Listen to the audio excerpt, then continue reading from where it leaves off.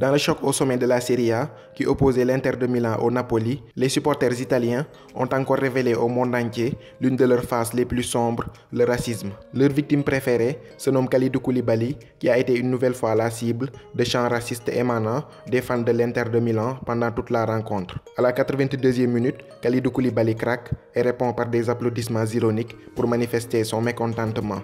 Ces actes racistes, inhumains et ignobles ont grandement contribué à le déstabiliser. Conséquence, Koulibaly a été exclu à 8 minutes du terme.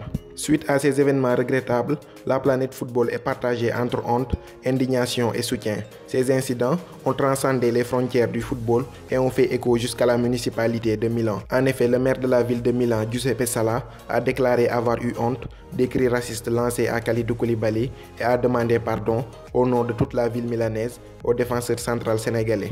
Il a déclaré sur sa page Facebook: ces cris de singe adressés à Kalidou Koulibaly étaient une honte, un acte honteux envers un athlète sérieux qui porte avec fierté sa couleur de peau. De son côté, son coach Carlo Ancelotti s'est dit très déçu et aurait même demandé à l'arbitre d'arrêter le match. Il a été insulté durant tout le match. Nous avons demandé aux autorités d'intervenir, mais il n'y a eu que des annonces faites. Nous avons demandé à interrompre la rencontre, mais cela n'a pas été fait. Carlo Ancelotti est allé même plus loin en déclarant que la prochaine fois, il demandera à ses hommes d'arrêter de jouer si ce genre d'incident se reproduit. Chez ses collègues et coéquipiers, les soutiens se font de plus en plus nombreux. Sadio Mané, Cristiano Ronaldo, Ismaïla Sarr, Keita Baldé, Kouado Asamoah, Raoul Albiol ou encore Mohamed Salah, pour ne citer que cela, ont tous rendu hommage au défenseur central sénégalais. Hier au San Paolo, les tifosi du Napoli lui ont rendu un vibrant hommage. À Naples, Kalidou Koulibaly a été élevé au rang de citoyen d'honneur. Cependant, tous ces hommages et messages de soutien ne mettront pas fin au racisme dans les stades italiens.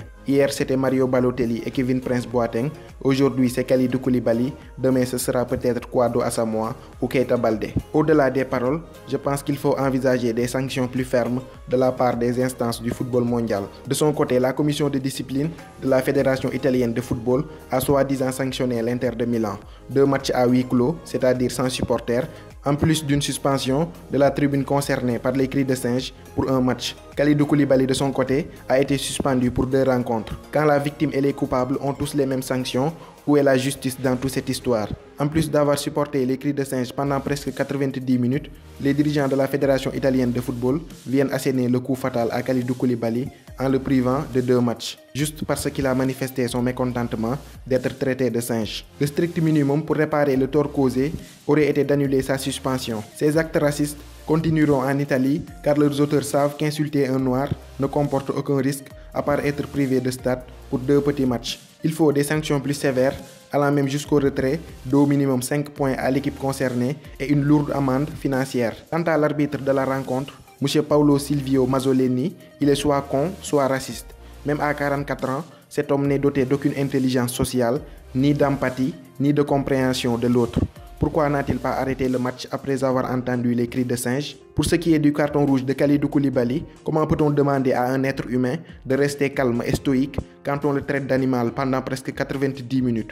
Mazzoleni est en grande partie responsable de la défaite de Naples sur la pelouse de l'Inter. Quant à Kalidou Koulibaly, la meilleure réponse qu'il puisse donner, c'est de garder la bonne attitude comme il l'a toujours fait. Répondre de manière virulente ou violente ne ferait que leur donner raison, mais aussi à être performant et continuer d'être parmi les meilleurs au monde à son poste. N'ayons pas peur de dire les choses telles qu'elles sont. Beaucoup de gens en Europe ne peuvent pas supporter le fait qu'un noir, africain en plus, soit aussi bon dans ce qu'il fait.